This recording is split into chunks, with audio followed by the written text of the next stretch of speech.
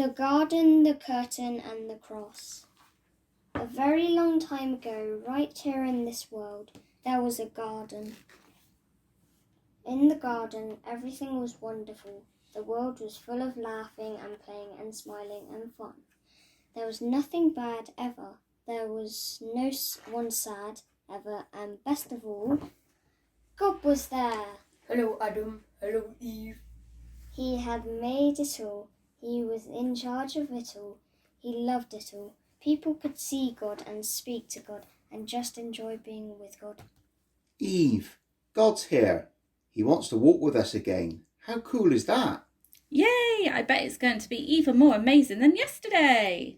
It was wonderful to live with God. But then, one day, the people did a terrible thing.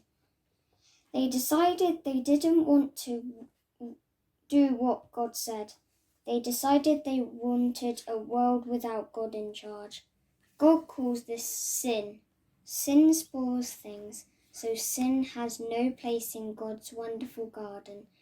God said to the people, "You can't live with me in my garden anymore," and he sent them outside. To show the people they had to stay out, God put some warrior angels in front of the garden. The angels were like a big keep out sign. Now things were sometimes bad and people were sometimes sad, but people still kept sinning because they didn't want God to be in charge. So no one could come into God's wonderful place.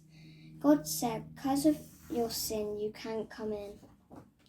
God wanted people to remember it is wonderful to live with him, but because of your sin, you can't come in.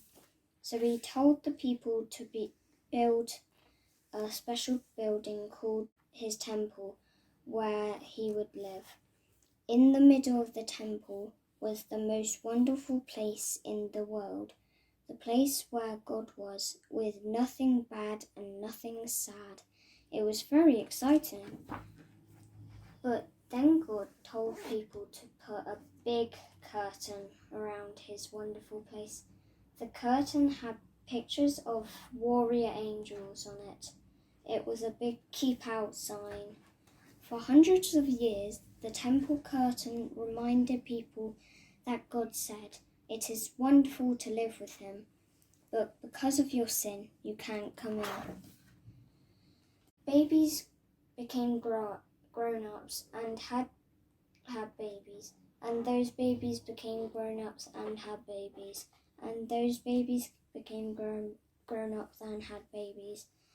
Hundreds of summers and winters passed by, and the keep-out curtain stayed in the temple. Then, one day, God's Son came to live in this world as a person. He was called Jesus. Jesus always did what God said. Jesus never sinned. And Jesus visited this temple where the keep-out curtain hung.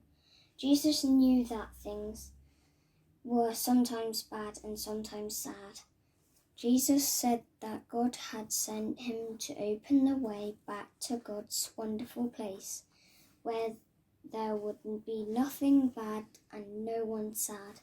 But people still didn't want to let God be in charge, so they decided to put Jesus on a cross to die. It was the most bad thing that had ever happened. It was the most sad day of all time. But Jesus had a plan. He had always planned to die on the cross. What a strange plan. Why would God's Son plan to die? On the cross, Jesus took our sin, all the bad things we do, and all the sad things they cause. Jesus took them all from us, and when he did, something amazing, astonishing, outstanding happened. The curtain tore. God had ripped up the keep out sign. God's wonderful place is open again. Because Jesus died, we can go in. After Jesus died, his friends put him in a tomb. They were very sad. For 2 days, nothing happened. Then, the next morning, Jesus' friends went to see his body in the tomb, and it wasn't there. A little later on, Jesus' friends were all together, and suddenly Jesus was there alive. Suddenly his friends weren't sad. Now they were so happy. God had brought Jesus back to life so that he could live in God's wonderful place forever.